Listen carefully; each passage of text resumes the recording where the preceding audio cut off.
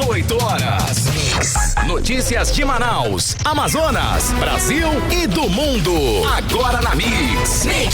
6 horas, 1 minuto. Boa noite, Manaus. Boa noite. Você na sintonia certa no melhor Mix do Brasil. Começando mais uma edição do programa 18 horas. A informação, a notícia, os destaques do dia. Hoje, terça-feira, 12 de abril de 2022.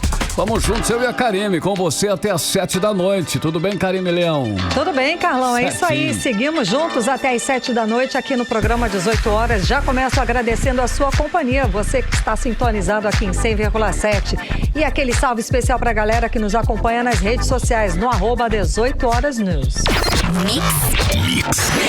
Bora conferir os destaques do programa 18 horas desta terça-feira. Tumulto e população revoltada marcam a distribuição de peixes promovida pelo governo do Amazonas. O número de homicídios aumentou no primeiro trimestre deste ano, mesmo com o programa milionário de segurança do governo do Amazonas. Mesmo com o maior orçamento da história, o governo do Amazonas não paga reposição salarial para os servidores públicos. E atenção, motoristas de aplicativo. Justiça reconhece o vínculo trabalhista entre motoristas de aplicativo e a Uber. 6 horas, 2 minutos. Você no melhor Mix do Brasil. Vamos juntos em até às 7 da noite.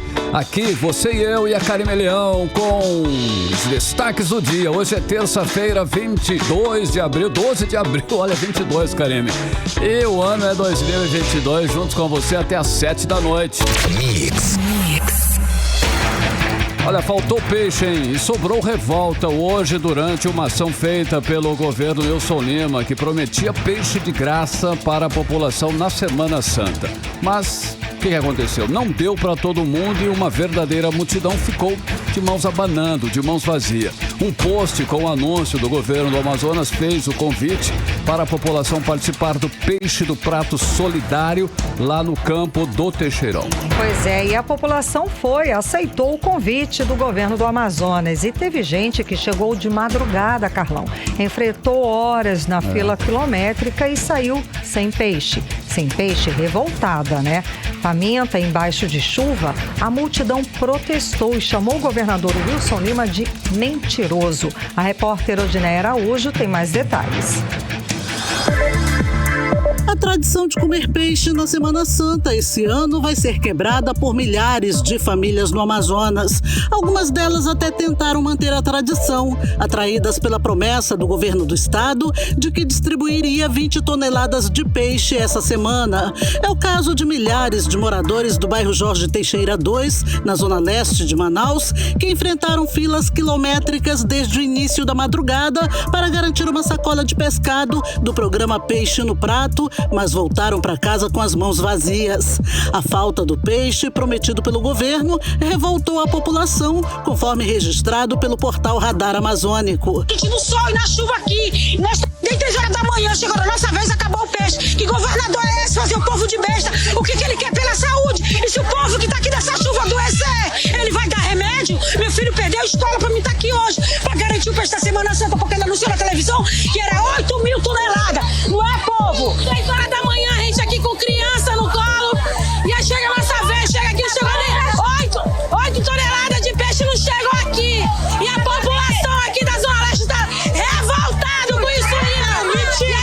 Mentiroso! Falou que era 13 toneladas, não chegou nem 10. Não chegou nem 10, é mentiroso. Mentir é pior do que roubar. Mentir é pior do que roubar. Isso é safadeza dos mentirosos, sol e chuva. E esse miserável escondeu o peixe aonde? Tem gente que dormiu aqui nesse lugar e não conseguiu pegar esse peixe. A polícia militar foi enviada ao local para tentar conter a revolta da população, mas ninguém se calou. Ele não se garante, pra que ele promete? Por que ele promete se ele não se garante? Tem que cumprir. Desse jeito tu quer voto, tu não vai ter nosso voto não, porque aqui é Zona Leste. O Wilson Lima tem o voto na Zona Leste. Se tu parecer aqui no Jorge Teixeira, a gente vai te jogar dentro do garapé. Governador de caráter, é assassino do povo, matou quase todo mundo na Covid, assassino. Sem o peixe no prato, prometido pelo governador Wilson Lima, a população tentou derrubar o portão de ferro da Liga Desportiva e Cultural do Jorge Teixeira em protesto contra o governo do Amazonas.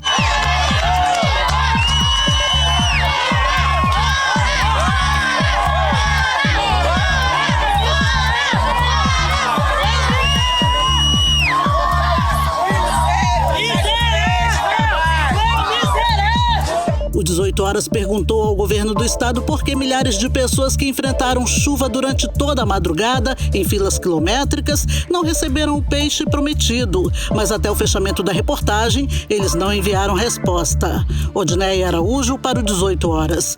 Você está ouvindo 18 Horas. Vimos aí na reportagem Wilson Lima chamado de mentiroso e assassino. É a xepa, é o fim de feira mesmo da gestão incompetente e incapaz de Wilson Lima, que é incapaz de trabalhar para o bem da população, incapaz de transformar a arrecadação bilionária do estado do Amazonas em benefício para o cidadão que hoje precisa conviver com a violência, com o completo abandono na saúde e na educação e com a falta de respeito, como nós vimos aí na reportagem. Os 3 pilares mais importantes, saúde, educação e segurança, gente. Nem o básico essa gestão conseguiu fazer. 18 Horas. Olha, Karime, por falar aí em segurança, o estado do Amazonas passa por uma grave crise na segurança pública. Os dados oficiais comprovam essa realidade o tempo todo. O número de homicídios aumentou no primeiro trimestre do ano. Dados preliminares divulgados pela Secretaria de Segurança Pública do Amazonas mostram que Manaus já soma 213 homicídios nos 3 primeiros meses do ano de 2022, ou seja, 5 crimes a mais que o registrado no mesmo período do ano passado. Carlão, a média este ano é de mais de 2 homicídios por dia. E como os dados são preliminares, os números ainda podem aumentar de acordo com a revisão aí que pode ser feita pelas autoridades policiais. O fato é que o número da criminalidade vem aumentando mesmo depois do programa Amazonas Mais Seguro, lançado em julho do ano passado pelo governador Wilson Lima, com investimentos de 280 milhões de reais. E de fato revela a crise na segurança pública do estado, como explica pra gente o repórter Rodrigo Soares. Dados preliminares divulgados pela Secretaria de Segurança Pública do Amazonas mostram que Manaus já soma 213 homicídios nos 3 primeiros meses de 2022. A média é de 71 homicídios por mês e mais de 2 por dia. Como os dados são preliminares, os números ainda podem aumentar de acordo com a revisão que poderá ser feita pelas autoridades policiais. Os números já são maiores que o primeiro trimestre de 2021, com 209 homicídios. Para o especialista em segurança pública e ex-secretário de Segurança do Estado, Coronel Amadeu Soares, o governo Wilson Lima não está sabendo utilizar o dinheiro investido. No ano passado já foram 1.060 homicídios, uma taxa considerada elevadíssima e que demonstra que há um descontrole com relação a essa taxa de homicídios, a criminalidade como um todo, né? Demonstra claramente que a polícia não está fazendo seu dever de casa. Ao invés de mudar a postura e ir para cima da criminalidade, analisando os relatórios estatísticos, as manchas criminais e fazer o enfrentamento dessa criminalidade integrado com a Polícia Civil, prendendo com mandado de prisão, com provas e tirando de circulação esses criminosos, não, os caras estão preocupados em trocar de uniforme. Até parece que a polícia está sendo comandada por um costureiro, que não está preocupado com a violência e está preocupado com a farda. Essa mudança de postura é necessária. O povo está cansado com a violência. Está cansado de ver o poder paralelo da criminalidade imperar. Esse final de semana nós tivemos um cidadão morto na região do Tarumã porque descumpriu o toque de recolher do crime. Então, a gente está cansado de ver os absurdos acontecerem e nenhuma providência ser tomada. Os dados oficiais no site da Secretaria de Segurança Pública mostram que o número de homicídios vem aumentando em Manaus, mesmo após o programa Amazonas Mais Seguro, lançado em julho do ano passado pelo governador Wilson Lima, com investimento de 280 milhões de reais, que inclui a implantação de um sistema de câmeras inteligentes e concurso público para as forças de segurança, com 2.525 vagas. Segundo o governo, entre julho e dezembro de 2021, as forças de segurança do Amazonas receberam mais de 98 milhões de reais em investimentos por meio do programa Amazonas Mais Seguro. Rodrigo Soares para o 18 Horas. Você está ouvindo 18 horas. Agora em Manaus, 6 horas e 10 minutos. Vamos para Brasília conversar com o correspondente do programa 18 horas, o jornalista Carlos Eduardo Matos. Carlos Eduardo, boa noite.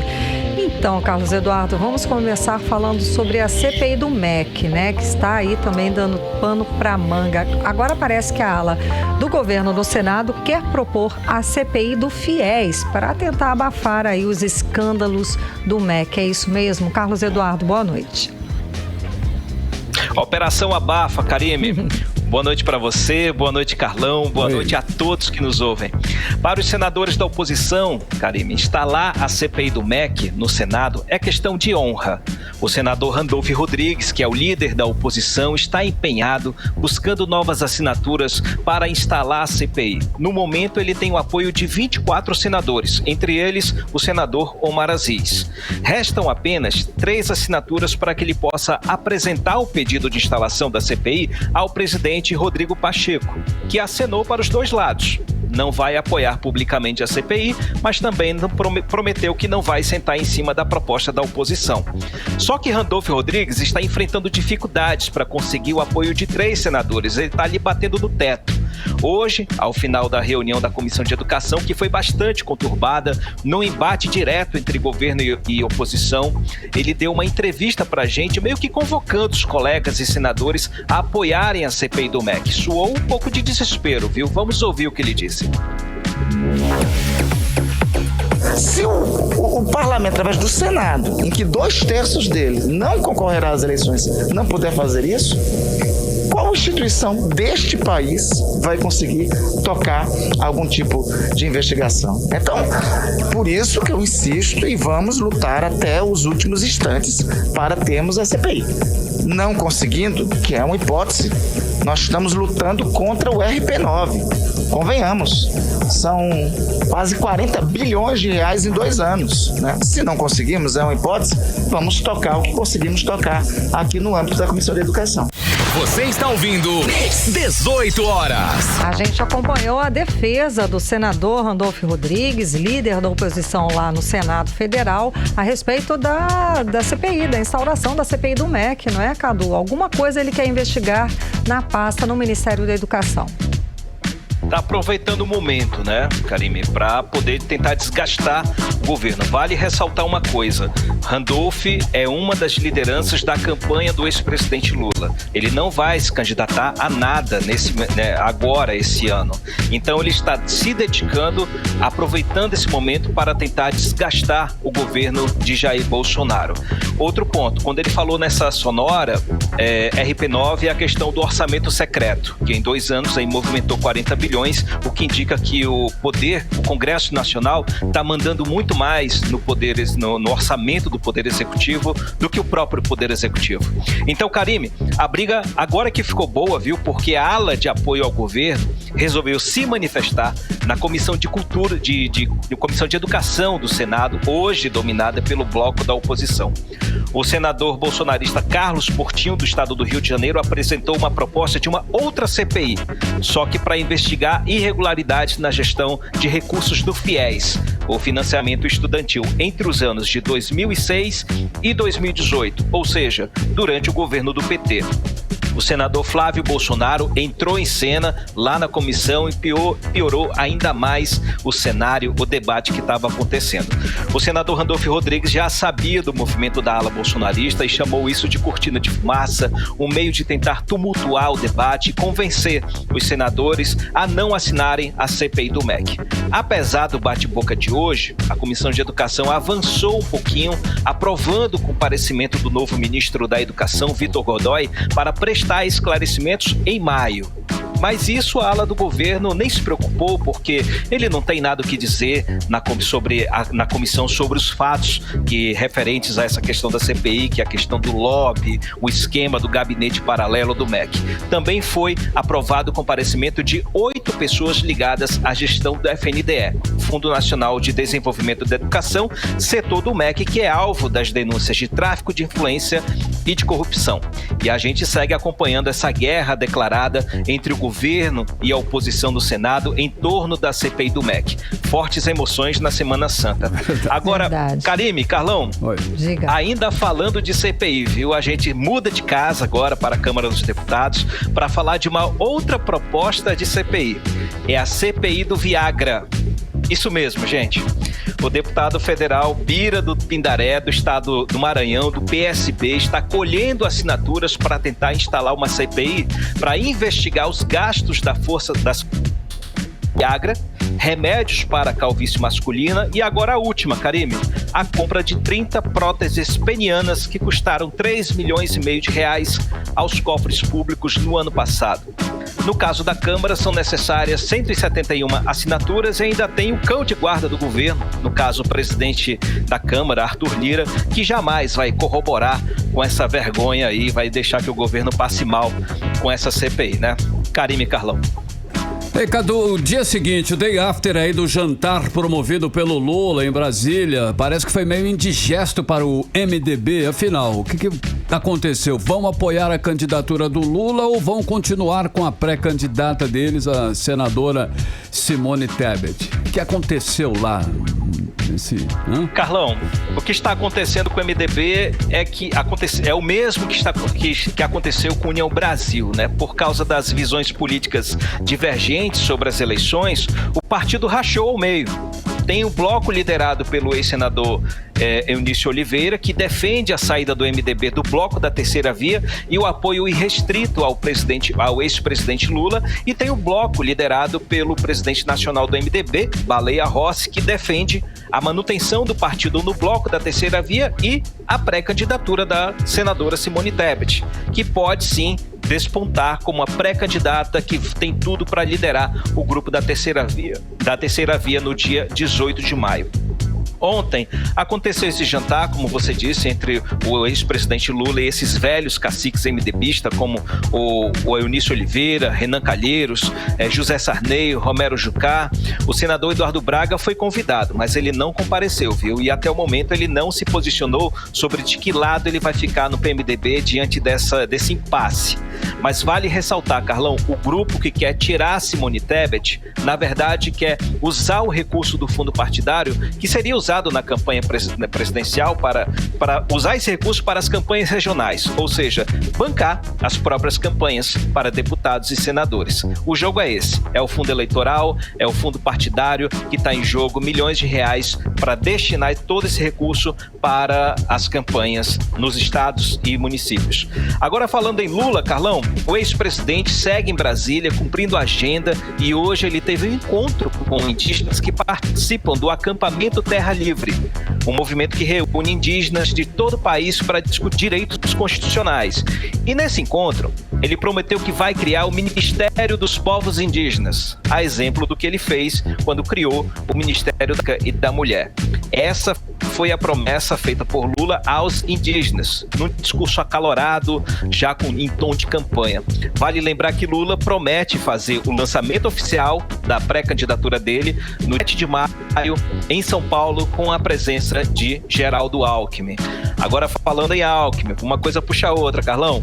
O pré-candidato a vice segue trabalhando em silêncio, está calado desde as últimas declarações de Lula na semana passada, não falou nada, ficou quietinho, mas ele vem participando de encontros com empresários, advogados e membros do Poder Judiciário. Geraldo Alckmin, que foi o governador de São Paulo por 2 mandatos, é um interlocutor importante do mercado na campanha do ex-presidente Lula. Carlão e Karime. Cadu, para finalizar, depois de tanto troca-troca, parece que o Moro deve sair candidato ao Senado por São Paulo. Será que dessa vez vai, Cadu? Exatamente, Karime. Sérgio Moro não vai participar, não vai disputar uma vaga na Câmara dos Deputados. Pelo menos essa informação da gente lá no União Brasil. O caminho que está sendo construído para ele é no Senado. Para isso, ele conta com o apoio do presidente nacional do partido União Brasil, o Luciano Bivar, que nessa quinta-feira, depois de amanhã, apresenta como pré-candidato à presidência da República. A gente já falou sobre essa estratégia aqui, acho que anteontem, no início da semana. Luciano Bivar, ele vai subir, mas o pessoal do União Brasil vai cortar a perninha dele lá para tentar trazer de volta Simone Tebet. Sérgio Moro já mudou de domicílio eleitoral para o estado de São Paulo, saiu do Paraná, foi para São Paulo, onde está sendo montado para ele um escritório político, ou seja, caminho já está sendo pavimentado para ele para disputar a campanha para o Senado. E falando sobre terceira via, Karime, o Conselho de Ética da Assembleia Legislativa do Estado de São Paulo, a ALESP, hoje à tarde deu sinal verde para a cassação do mandato de Arthur Duval, também do Partido União Brasil, o chamado Mamãe Falei. A gente lembra do casinho dele, né? Falou que as mulheres foi lá para a Ucrânia jogar bomba molotov nos tanques e numa fala com os amigos disse que as mulheres ucranianas são fáceis porque são pobres. Entre outras idiotices que ele falou. Os parlamentares votaram favoravelmente ao parecer do relator do processo, que concluiu que as frases sexistas de Arthur Duval sobre as mulheres ucranianas configuram sim uma quebra de decoro parlamentar. Agora o processo vai seguir para a votação em plenário, ou seja, o caminho aberto para que ele possa ser cassado. Ele vai, claro, a gente sabe que na LESP, que é um poder legislativo muito corporativista, ocorreram outros casos, muito piores até, mas que os parlamentares não foram vítimas de cassação. No caso de Arthur Duval, ele é um parlamentar isolado. Ele, durante o mandato dele, ele atacou outros parlamentares. Ele saiu na mão com outros parlamentares no plenário. É um cara que estava ali sozinho. Então, fez essa besteira, encontrou a pedra no caminho dele e agora vai para casa. E foi Mamãe foi caçado. Mamãe foi caçado, porque também foi uma repercussão internacional, né, Cadu? Então, a reação... Exatamente. A reação tinha que ser à altura mesmo. Agora, detalhe, ele falou que vai cair, mas vai cair atirando, né? Ele ainda foi ousado. Já que ele deve levar outros ou sair denunciando todo mundo. Perde muita força, né? Ele perde muita força nesse momento. Tá sem crédito, quando for caçado, tá sem crédito, ele não vai ser ouvido. E como eu falei, a LESP, ela se fecha, né? Os parlamentares ali se fecham em grupo. Então, resolveram tirar o Arthur Duval, que tá ali, nunca participou desse grupo e tava ali em volta incomodando. Sim. Como ele tava ali sozinho, é do MBL, é de Sérgio Moro, que não é um bloco antibolsonarista, tá fora. O caminho dele é a rua mesmo, não vai ter jeito pra ele. Ok. Tá bom, então volto com vocês, Karime e Carlão. Valeu. Muito obrigada pelas informações, Cadu. Boa noite, bom trabalho. Valeu, gente. Um abraço. Até amanhã. Tchau. 6h23, você era o melhor mix do Brasil. 18 horas. Olha só, e daqui a pouquinho, no 18 horas desta terça-feira, você vai conferir a seguinte notícia. Mesmo com o maior orçamento da história, o governo do Amazonas não paga reposição salarial para os servidores públicos, hein? Como eu já falei, é o nosso assunto em instantes aqui no 18 horas. Mix. Vamos conferir agora a previsão do tempo para esta noite de terça-feira. Tempo e temperatura com ela, Karime Leão. Previsão do tempo. A previsão é de chuva rápida durante a noite e a madrugada. Segundo informações do Climatempo, a mínima prevista é de 24 graus, a máxima pode chegar a 32 graus. As chances de chuva são de 83% e a umidade relativa do ar fica entre 63% e 92%. Mix. Olha, por causa das fortes chuvas e também da subida das águas do Rio Negro, a Defesa Civil Municipal iniciou hoje, a construção de pontes em bairros que devem ser afetados pela cheia deste ano.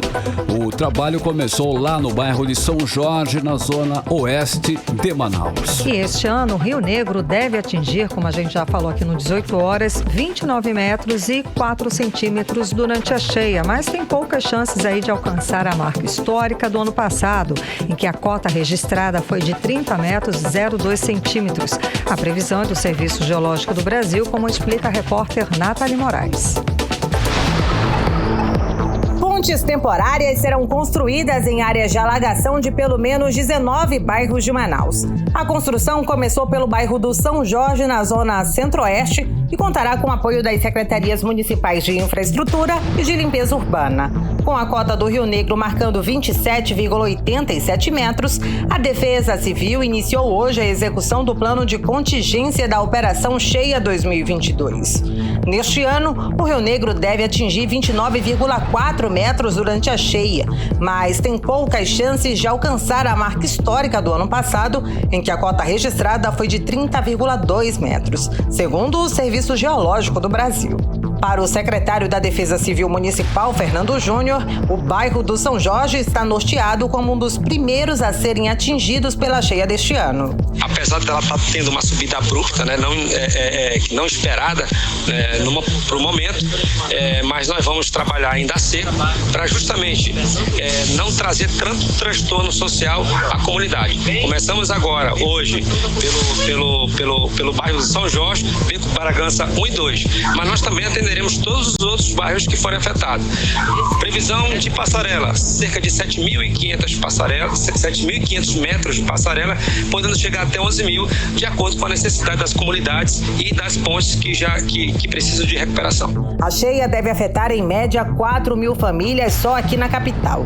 Atualmente, a Defesa Civil Municipal tem mais de 300 áreas catalogadas que deverão ser afetadas pela cheia, com inundações ou alagações, o que corresponde a aproximadamente 19 bairros. Nathalie Moraes para o 18 horas. Você está ouvindo 18 horas. Olha, enquanto o governo do estado comemora a administração do maior orçamento da história do Amazonas em um único mandato, cerca de 91 bilhões de reais, funcionalismo público fica sem reposição salarial em 2022. Pois é, Carlão, lembrando aí que o próprio governador Wilson Lima congelou os salários de todos os funcionários públicos em 2020 e 2021.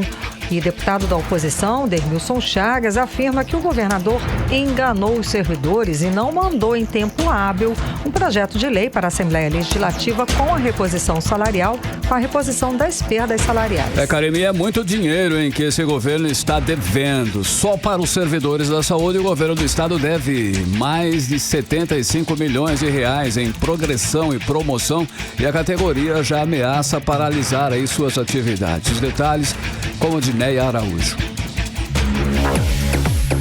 Encerrou o prazo em 5 de abril e o governo do estado não enviou à Casa Legislativa do Amazonas o projeto para pagamento da database do funcionalismo público para ser aprovado pelos deputados. Por conta das eleições que impedem aumento de salário 6 meses antes do pleito de outubro, o governador Wilson Lima não vai pagar a database de nenhuma categoria. Ou seja, os servidores estaduais do Amazonas, que já ficaram com salário congelado de julho de 2019 a dezembro de 2021, a mando do governador Wilson Lima, mais uma vez serão penalizados, de acordo com o deputado Dermilson Chagas. A previsão agora é para 2023, porque até agora o governo não sinalizou, não veio na lei na LOA do ano passado, falando sobre esse reajuste, a previsão de aumento salarial para o servidor em 2022. Então isso é uma falha técnica que realmente impacta a vida do servidor público, que perdeu. O servidor público deixou de ganhar, o seu salário se desvalorizou, então o servidor ficou mais pobre, recebeu menos, né? Tem um poder de compra menor e automaticamente esse dinheiro que não é reajustado no salário do servidor, ele impacta na economia, na geração de emprego, na arrecadação. De acordo com Dermilson Chagas, os únicos que terão alguma diferença no salário serão os professores e apenas quem tiver alguma nova qualificação por conta da promoção horizontal. A presidente do Sinteam, Sindicato de Trabalhadores em Educação do Amazonas, Ana Cristina Rodrigues, lamenta a atitude do governador Wilson Lima e diz que a lei eleitoral impede o aumento real, mas o governador pode fazer a recomposição salarial dos servidores. Entretanto, ele ainda tem e pode dar e tem obrigação de fazer a recomposição salarial dos trabalhadores em educação e dos demais trabalhadores do serviço público do Estado. Se não o fizer, é porque não tem compromisso com os servidores de forma alguma. Isso nos causa revolta, pois os trabalhadores que tiveram as suas datas bases de 2020 e 2021 pagas em janeiro de 22 sem retroativo merecem mais respeito e consideração por parte do empregador. Eu fico muito triste com essa atitude e espero que os trabalhadores em educação do Amazonas e o povo do Amazonas saiba dar a resposta adequada a esta pessoa que não merece estar na qualidade de governador do estado. Somente aos trabalhadores da saúde, o governo do estado deve 75 milhões de reais de progressão e promoção, de acordo com o Sindisaúde, sindicato que representa essa categoria de servidores. Segundo a presidente do sindicato, Cleidinir Francisca do Socorro, mais uma vez os servidores da saúde vão ficar sem database e com muitas perdas. Ele já vai passar a dever novamente 20 e poucos por cento. Dá mais de 20%. Hoje a dívida com o governo, ele deu 14,77, né? Mas está devendo R$20 só de database. De progressões e promoções retroativas, né? Ele nos deve mais de 75 milhões. Se for pago daqui para frente, ele deve para nós 2 milhões. Então é muito dinheiro que o governo deve para o servidor da saúde. Vamos nos manifestar novamente, se ele não der nada para a gente. Ou então vamos fazer uma paralisação no estado todinho. Nós precisamos fazer isso, nós não queremos fazer isso. A categoria do trabalhador não quer fazer isso, mas o governo está nos obrigando aí ao extremo. Parece ironia, mas os trabalhadores da saúde também pedem plano de saúde, auxílio fardamento e vale transporte em espécie. Enquanto os servidores do estado ficam sem seus direitos trabalhistas, a arrecadação do Amazonas bate recordes históricos. Desde 2019, tem excesso de arrecadação tributária, conforme o próprio portal da transparência do governo do estado. Odneia Araújo para o 18 horas.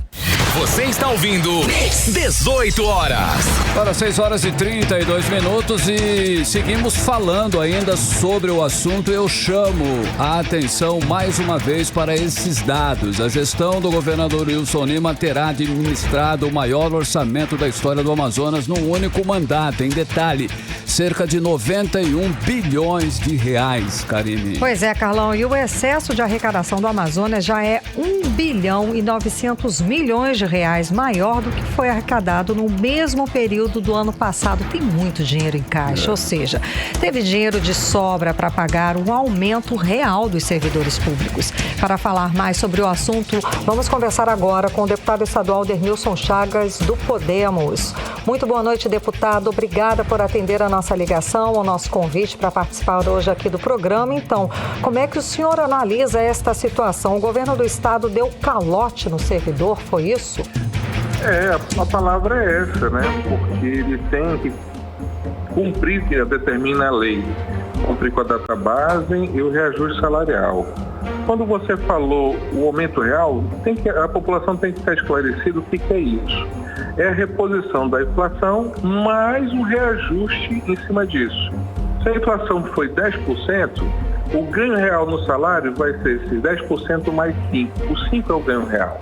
Então, ele não repôs a inflação, né, no ano passado, nem 2019, nem 2020 e 2021 também não. E nem deu o aumento real.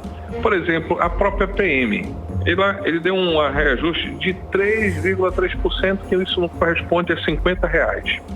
Para compensar, depois de todo o mal-estar que foi criado com os policiais, fizeram pressão em cima dele para dar a lei de cursos.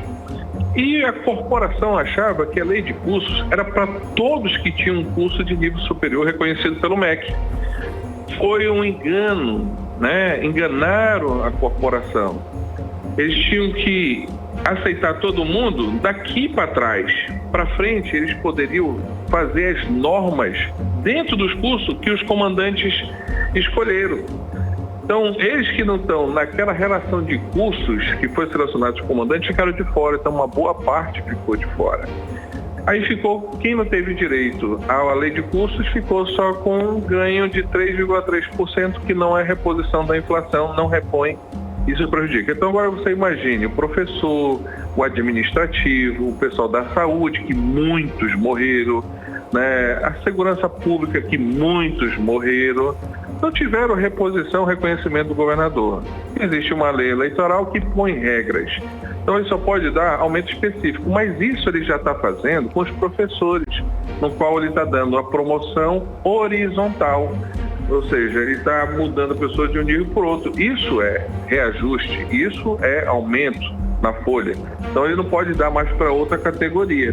O governo deixou de atender os funcionários que estão mais pobres desde 2019, teve uma perda inflacionária gigante, né? E hoje nós sabemos que o governo não teve em momento nenhum a sensibilidade de mandar uma matéria, uma mensagem para aprovar a database, o reajuste salarial para os servidores públicos. Então o servidor está mais pobre. Ok, deputado, e vamos lembrar aí, né, que no Dia do Trabalhador, inclusive, o governador Wilson Lima, ele anunciou que faria o maior aumento da história do funcionalismo do Amazonas para pagar em janeiro deste ano de 2022, mas é claro que não foi isso que aconteceu, como o senhor já comentou, inclusive, porque na maioria dos casos o aumento nem cobriu as perdas salariais. O senhor teve vários tipos de denúncia com relação a isso, deputado? Sim, até a UEA, a Universidade do Estado do Amazonas, ela emitiu uma nota tocando no nome do deputado. E sequer o governo se manifestou para dar uma resposta ao servidor público. Sequer se manifestaram em favor da categoria que muitos morreram. Então, o governo não pode alegar falta de recurso, porque o orçamento dele tem sido 25% a 35% maior do que o previsto. Ele tem sobra de dinheiro no caixa. Ele arrecadou demais. Se você for somar de 2019 até 2021, a sobra de arrecadação, a sobra de dinheiro no caixa dá 13 bilhões de reais. Nunca se arrecadou tanto no estado do Amazonas como está se arrecadando agora, nesse exato momento. E o estado, lamentavelmente, não tem obras impactantes, grandes obras, geração de emprego com isso, dinheiro injetado na economia por esses investimentos. Então, o Estado está à deriva, está sem perspectiva. Então, o funcionário público perdeu, né, essa reposição salarial, ficou mais pobre e o governo não teve a sensibilidade de vir às redes sociais e desmentir a oposição, de falar, não vou poder dar porque está com falta de dinheiro, ou estamos num ano eleitoral. Infelizmente, o Estado arrecadou demais e o governador não deu a reposição salarial para o servidor público geral, de uma forma geral. Ou seja, deputado, o governador perdeu o prazo porque quis e não deu nenhuma satisfação. Exatamente. Eu avisei com antecedência na Assembleia, pedi para o líder levar essa mensagem ao governo do Estado, mas não foi ouvido, né? Eles não deram atenção ao servidor. E a gente sabe que a perda do prazo é uma coisa triste, né? Porque ele tem todo o Estado para assessorá-lo, né? Então, por que errou? Eu não sei. Confesso a você que eu não sei.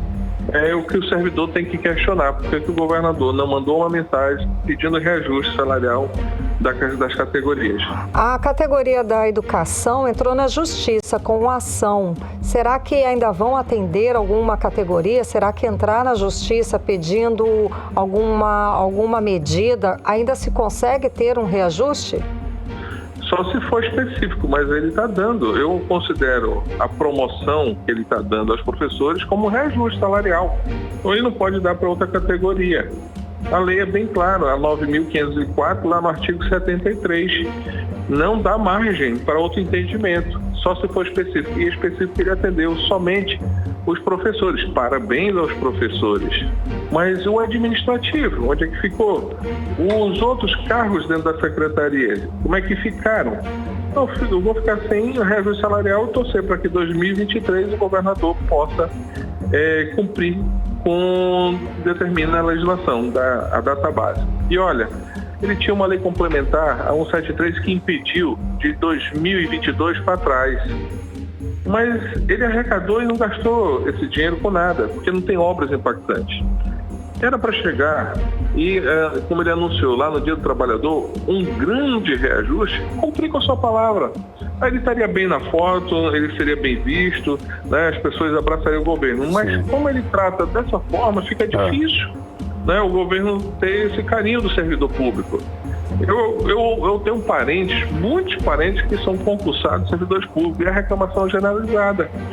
Lamentável, triste, mas o governo deu um calote no servidor público. Agora, deputados, para finalizar, explica pra gente aí outra denúncia, que o Comando-Geral da Polícia Militar do Amazonas pretendia deixar de pagar o auxílio fardamento. Pode isso? Como ficou essa situação, deputado? Olha, é uma outra situação, que eu denunciei em fevereiro isso. Dia 24 de fevereiro está lá nos anais da Casa, da Assembleia Legislativa, avisando ao governador que tinha uma pretensão, a Polícia Militar, de substituir o auxílio fardamento em pecúnio pela farda. Sabe, isso é um ganho social para o policial da PM, em que ele tem o direito de receber o auxílio fardamento na data do aniversário. E ele escolhe a costureira, ele pega o pano, ele vai com o alfaiate e faz na medida do corpo dele. Então, é um direito dele. O comandante está dizendo, existe uma improbidade administrativa com recurso. Olha, eu ainda não vi um policial militar dar serviço com uma camisa polo, uma camisa de manga comprida, de short. Todos eles dão serviço na sua corporação, nas ruas, fardados. Como é que ele está dizendo que o policial não compra? É como eu dizer, ô comandante, o senhor está pegando o seu dinheiro, o seu salário e comprando bebida ou cigarro. Isso mata. O dinheiro é dele, ele não pode ir nu para a corporação. Ele não pode ir sem a vestimenta da corporação. Então deixa o cidadão receber o seu auxílio fardamento, mas não venha com essa história e querer empurrar um fardamento que vem de uma empresa que ninguém sabe quem é, sabe, no tamanho que for. Para que isso? A corporação não quer isso, não. Isso é que nem a história dos livros, que me deixa muito triste. Viajaram para a gráfica, conversaram com o dono da gráfica, vieram de lá para cá e empurraram para os pais dos alunos os livros que eles escolheram. Não é um livro da SEDUC, não é um livro que as escolas que estão no primeiro, bem colocadas, têm. São livros que eles escolheram. Então é lamentável que as coisas tenham desandado aqui em Manaus de tal forma que quem perde é o cidadão. O Estado faz isso e prejudica o homem de bem, o pai bem intencionado, que sonha com o filho, que sonha ter os seus recursos. Mas me parece que cada um que entra quer fazer a sua política, não é a política do governador. Então isso prejudica muito todos nós, desmotiva o homem a trabalhar, desmotiva ele fazer um bom serviço. A gente não vê motivação, a gente não vê uma liderança na corporação que possa comandar, conduzir a tropa, ser um exemplo. Não, a gente vê as primeiras pessoas se beneficiando do colégio de cursos, querendo mudar a história do auxílio fardamento para a farda. Olha, a polícia tem que pensar na segurança que oferece à população. Nós estamos na Assembleia toda hora votando a favor dos policiais para ter um aumento salarial, para que eles tenham a promoção. Mas o comandante, ele tem que dar uma resposta para a sociedade, porque o crime organizado está crescendo, nós temos aí várias facções e não vem combate de nada. E aí eu posso até dizer assim, o governador tem que ter ajudado, mas as pessoas que estão lá não ajudam o governador. Porque ele dá viatura, dá armamento, mas o cara faz reunião para discutir uma ombreira, que tem que ser verde-limão. Tem que discutir uma SEG, que é um serviço extraordinário que o cara faz de 6 horas, muitas vezes em pé, numa área que não fiscaliza nada. Aí faz uma outra reunião para discutir farda. E aí você vê nas esquinas, atrás da polícia, roubos e mais roubos. Olha, está faltando simplesmente alguém comprometido com a função e com a sociedade. Cabe ao governador escolher melhor essas pessoas. Muito obrigada, deputado, pela participação no programa de hoje. Nada, estamos à disposição, tá? Ligue sempre. Muito obrigada. Boa noite, bom trabalho. Um abraço, fique com Deus. Tchau, tchau. Conversamos com o deputado estadual Dermilson Chagas, do Podemos. 6 horas 44 minutos. 18 horas. Olha, atenção aí, para você motorista de aplicativo. O Tribunal Superior do Trabalho reconheceu o vínculo de um motorista de aplicativo e Uber como vínculo trabalhista. Olha aí, com a Uber. Exatamente, né? Carlão. E a decisão pode abrir aí precedentes sobre o assunto, já que muitos processos nesse sentido estão sendo julgados na Justiça. E o Rodrigo Soares, o repórter Rodrigo Soares, traz pra gente os detalhes. A terceira turma do Tribunal Superior do Trabalho reconheceu o vínculo de emprego entre um motorista de aplicativo e a empresa Uber do Brasil Tecnologia Limitada. Para a maioria do colegiado, estão presentes, no caso, os elementos que caracterizam a relação de emprego: a prestação de trabalho por pessoa humana, com pessoalidade, onerosidade, não eventualidade e subordinação. O caso específico, originado de uma reclamação trabalhista de um motorista de Queimados, município da região metropolitana do Rio de Janeiro, abre precedentes para diversos casos que estão na Justiça. Mas para o advogado Lucas Santiago, especialista em direito trabalhista, não é uma decisão definitiva. Cabe pontuar, primeiramente, que essa decisão, por não ter sido unânime e ter sido proferida ali dentro de uma das turmas do TST, ainda cabe recurso, tá? Ela é cabível de recurso, e que também não é uma decisão terminativa, visto que, ou seja, não fixará uma imediata jurisprudência sobre o tema, capaz de vincular as demais instâncias, porque no próprio TST existem outras turmas, com outros ministros que são respectivamente integrantes dessas turmas, que têm um reconhecimento contrário, ou seja, pela inexistência desse vínculo de emprego, né? E isso porque, na visão desses ministros, alguns dos requisitos ali que são entabulados pela CLT, né, mais precisamente pelo artigo 3º da CLT, estão ausentes, como, por exemplo, a subordinação, vez que se questiona o fato de que o motorista de aplicativo ele não é obrigado a trabalhar sempre que a plataforma quer, né? Ele teria uma certa autonomia, vamos dizer assim, de prestar um serviço eventual ou um serviço contínuo, a depender, no caso de sua demanda, né, do que a sua aspiração financeira propõe. Rodrigo Soares para o 18 Horas. Você está ouvindo 18 Horas. Olha, Páscoa cara para o bolso do consumidor de Manaus. É o seguinte, o Procon Amazonas identificou aumento de 799% nos preços aí dos ovos de Páscoa em Manaus e de 1.132,2% nos chocolates em geral, Karime. Pois é, e os ovos analisados são do tamanho entre 90 gramas e 500 gramas, de diversas marcas, além de caixas de chocolates e kits personalizados. Em relação aos ovos, o valor pode chegar a R$ 89,90. Olha, foram coletados preços em 10 supermercados: Açaí, Atacadão, Barateiro, Carrefour, DB, IBI, Pátio Gourmet, Portugal, Supernovo, Aleixo e Tribom, Karime, olha aí. Bom, chocolate caro, mas o consumidor pode comprar peixe, que é uma outra tradição aí na Semana Santa, mais barato nas feiras de Manaus. O tambaqui, por exemplo, o peixe mais procurado pelo consumidor, segundo os feirantes, pode ser encontrado a partir de R$ 30 a unidade nas principais feiras da cidade. E para quem está em busca de uma economia, começou hoje, hein? O Feirão do Pescado Especial Semana Santa. Os feirões vão até a próxima sexta-feira em 3 pontos da cidade e com o pescado sendo vendido a partir de R$ 8,90. Olha aí, R$ 8,90. Detalhes na reportagem de Nathalie Moraes.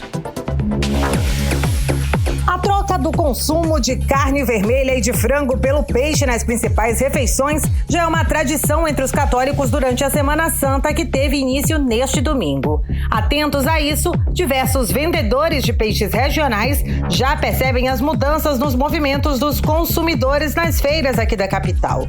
Os feirantes estão bem otimistas, já que no ano passado, por conta da pandemia de Covid-19, a movimentação foi bem tímida. Na Feira da Manaus Moderna, por exemplo, o movimento já era grande na manhã desta terça-feira. Mas, segundo o senhor Mário, feirante no local há mais de 15 anos, o movimento deve se intensificar ainda mais nesta quarta-feira. Eu acho que deixando mais para de quarta-feira em diante, né, que é quarta, quinta, sexta, os movimentos ficam mais intensos. E devido também cair essa data no meio do mês, o pessoal está com dificuldade financeira. Quando eles vierem mesmo é de uma vez. Na feira da Manaus Moderna, o preço do tambaqui ruelo variava de R$30 a R$60. 10 unidades de jaraqui saem em média a R$20, enquanto na feira da Panaí, 15 jaraquis são vendidos a partir de R$10. Mas não tem jeito. Segundo o seu José, feirante da Panaí, os queridinhos, principalmente durante a Semana Santa, são o tambaqui, pirarucu e a matrinchã. E os clientes fazem uma exigência na hora de levar o pescado. O peixe tem que ser sem espinha. É um peixe muito requisitado, a matrinchã, mas tem que tirar a espinha. A maioria dos clientes, 90%, tem que tirar a espinha, porque senão não leva. Uma outra opção para quem não abre mão de comer um peixinho durante a Semana Santa é o Feirão do Pescado da Secretaria Executiva de Pesca e Agricultura e da Secretaria de Estado de Produção Rural, que começou hoje em 3 pontos da cidade, com pescado a partir de R$ 8,90 o quilo. O feirão de pescado está acontecendo simultaneamente no Centro Social Urbano do Parque 10, no Centro de Convivência da Família Padre Pedro Vinolha, no bairro Cidade Nova, e no Centro Cultural Povos da Amazônia, no bairro do Crespo. Neste ano, a expectativa da ADS é que os pescadores e piscicultores comercializem mais de 100 toneladas de pescado durante os 3 dias dos feirões. Nathalie Moraes para o 18 Horas. Você está ouvindo 18 Horas. Agora em Manaus, 6 horas e 51 minutos. Vamos falar sobre os bastidores da política local com a repórter Artemisa Gadelha. Artemisa, boa noite, Artemisa. O deputado Dermilson Chagas, que conversou com a gente há pouco, ele cobrou na tribuna lá da Assembleia Legislativa o andamento do processo por quebra de decoro da deputada Joana D'Arc. Segundo ele, segundo o deputado, o processo parou na mesa diretora e não está andando, né? Qual é a real situação? Boa noite, Artemisa. Boa noite, Karine. Boa noite, Carlão. Boa noite a todos que nos acompanham pelo programa 18 Horas. Bom, é isso que o deputado Dermilson quer saber e todos nós também. Por que será que o processo parou, né? Para a gente entender melhor o assunto, vamos relembrá-lo. Então, em dezembro de 2020, a deputada Joana D'Arc, do Partido União Brasil, ela acusou 16 deputados por venda de votos no valor de R$200 mil. Segundo ela, cada um recebeu esse valor para votar no deputado Roberto Cidade. Ele que é o atual presidente da casa, né? Hoje também do mesmo partido da deputada Joana, União Brasil. Na época, ele concorria ao cargo na eleição para presidente na Assembleia. Bom, vamos acompanhar então a fala da deputada na ocasião, quando ela proferiu essa grave acusação contra 16 colegas. E quem estiver aí acompanhando pelo YouTube, pelo Instagram, o programa 18 Horas, vai poder então ver o vídeo da deputada Joana D'Arc. Vamos acompanhar. Deputado Roberto Cidade foi atrás de comprar voto dos colegas deputados estaduais. E eu digo valor, porque ele não chegou a falar comigo. Mas aqui todo mundo fica sabendo das coisas. O voto era R$200 mil. O voto era R$200 mil.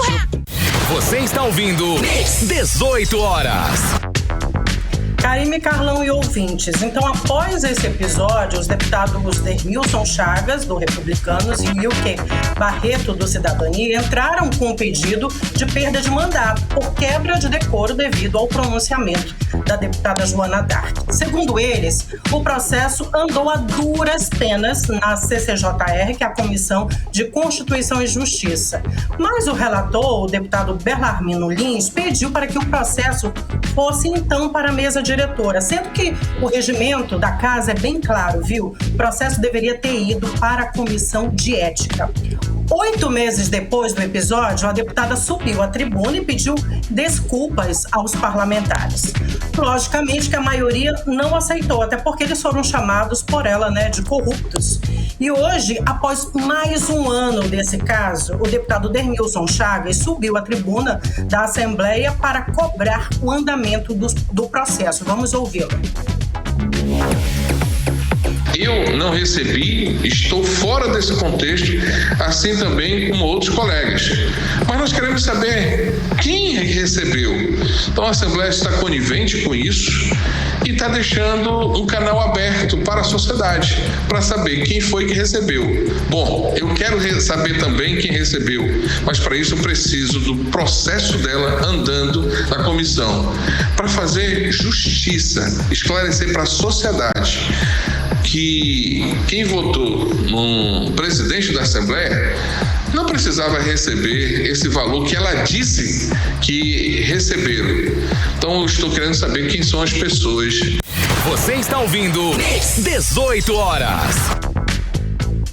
Ouvimos então o deputado Termilson Chagas e essa tarde eu conversei também com o deputado Wilker Barreto. Ele falou também desse assunto. Vamos também acompanhar a entrevista dele.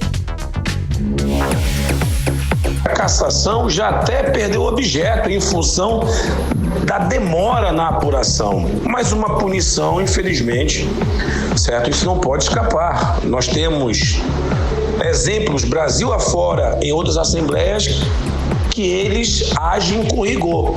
Somente aqui que não. Aqui parece que a impunidade impera. Você está ouvindo 18 horas.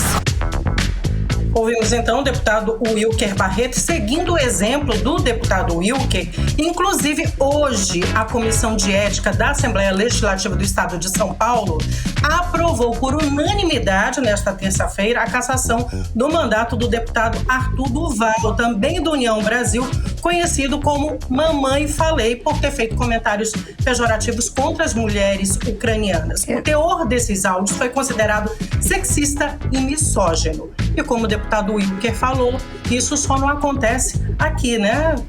Segundo ele, existe uma certa impunidade na Assembleia Legislativa do Estado do Amazonas. Bom, eu entrei em contato com a assessoria do presidente da Assembleia Legislativa, o deputado Roberto Cidade, para saber o motivo do processo estar parado na mesa diretora. Mas até o fechamento desta edição, eu não tive resposta. Eu também enviei mensagem para a deputada Joana Dark e ainda para a assessoria dela. E, novamente, também eu não tive resposta. A deputada, inclusive, nos últimos dias, tem acompanhado a agenda do governador Wilson Lima. Ela e outros colegas estão deixando os trabalhos da Assembleia Legislativa do Estado para pegar carona nas ações do governo, já com intuito aí nas eleições deste ano. Ou seja, já estão em pré-campanha. Karime Carlão. Artemisa, qual é a situação dos moradores de rua? Eles estão proibidos agora de dormirem nos bancos do Lago de São Sebastião, no centro de Manaus. Como é que eles vão ficar? Está havendo algum tipo de discriminação com relação a eles? Qual é a situação deles? Eles que estão até, inclusive, sem assistência social por parte do governo. Conta aí pra gente, Artemisa. Pois é, Carlão, total falta de empatia, né? Já que essas pessoas estão sem assistência, por que então a proibição do uso dos bancos ali do Largo de São Sebastião? A denúncia foi feita pelo padre Júlio Lancelotti, da Pastoral de Rua da Arquidiocese de São Paulo. Ele também é padre da paróquia de São Miguel Arcanjo, do bairro da Moca.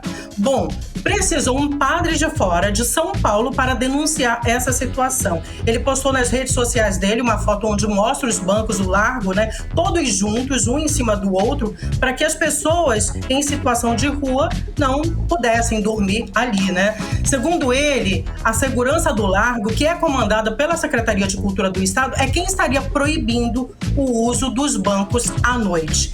Nós vamos mostrar agora a foto, quem estiver também no YouTube, Instagram, pode acompanhar a foto, então, que o padre postou, né? A denúncia foi feita, inclusive, há 2 dias.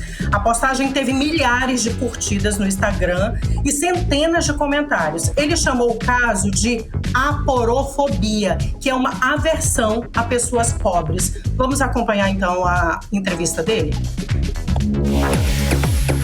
A situação dos bancos da Praça São Sebastião chamam muita atenção pela falta de empatia do Estado, do município, em acolher pessoas em situação de rua.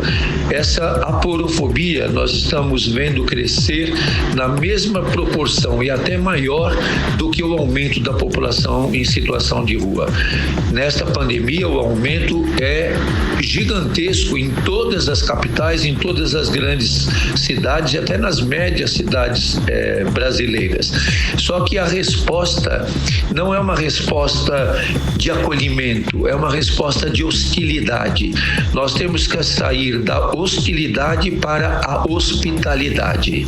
Isso é um caminho de humanização da vida, de humanização das nossas cidades. Ao invés de sermos hostis, sermos gentis, capazes de acolher, capazes de ter uma resposta humanizada para estas pessoas. Você está ouvindo 18 horas. E essa foi a participação. Muito obrigada pela sua participação, Artemisa Gadelha. Boa noite para você. Agora em Manaus, 7 horas em ponto. Seguimos para o Editorial 18 horas. Editorial 18 horas. Olha só, a segurança pública virou uma pedra incômoda no sapato do governador Wilson Lima. Ele já mudou o secretário, aumentou os gastos e não consegue reverter os números negativos. Os dados da própria Secretaria de Segurança do Estado mostram um avanço no número de homicídios em Manaus. No primeiro trimestre de 2022 foram 213 pelos números preliminares do governo. O número é maior do que no primeiro trimestre do ano passado. Os dados vão mostrando que a política de segurança do governo de Wilson Lima não está reduzindo o número de mortes violentas no estado. E o medo da população diante do crime só aumenta a cada dia. E aumenta principalmente nas regiões mais pobres de Manaus. 18 horas. 7 em ponto, Karime, já 7:01, né? Boa noite. Obrigada pela companhia, um beijo. Até amanhã. Você ouviu 18 horas. As notícias do Brasil e do mundo. De volta amanhã.